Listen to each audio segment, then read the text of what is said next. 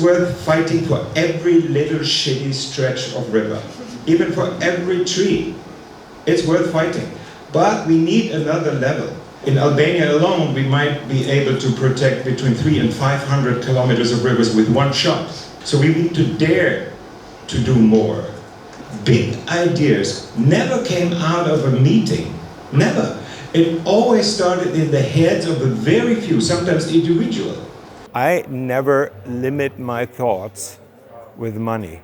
So when I dream about things, I mean, how can you make it possible? I very often hear saying, yeah, this cannot happen because. So people start thinking negatively, and we should all more go, hey, how can it work? Is there a way? What can we do? Think big and go for it. The legal level alone wouldn't do the job. So we are in the Blue Heart campaign, we are trying to combine a lot of levels. We have a lot of scientists that provide data for the legal battle. We have a lot of communicative people that promote the outcome.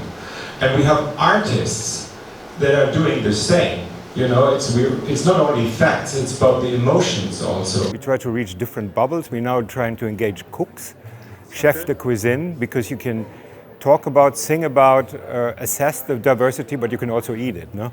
And you try to reach out to different bubbles to make the whole issue visible. That's the thing. In communication theory, about 80% of a decision is driven by emotions. But also scientists need to communicate in a way that people love it and that the people understand it. And every group speaks in its own language, You exclude more than 90% of the society. Most of the victories started on the ground. Blocking things, protesting things. Do you believe Fridays for Future would ever been successful when they're not blocking the street? The people really determined to fight for their rivers. They often say, I give my life for it. Maybe they don't give their life, but it sounds honest. It sounds, you believe that when they say that. And this is the right thing. There were so many groups fighting all over the continent for the same thing, but hardly ever connect.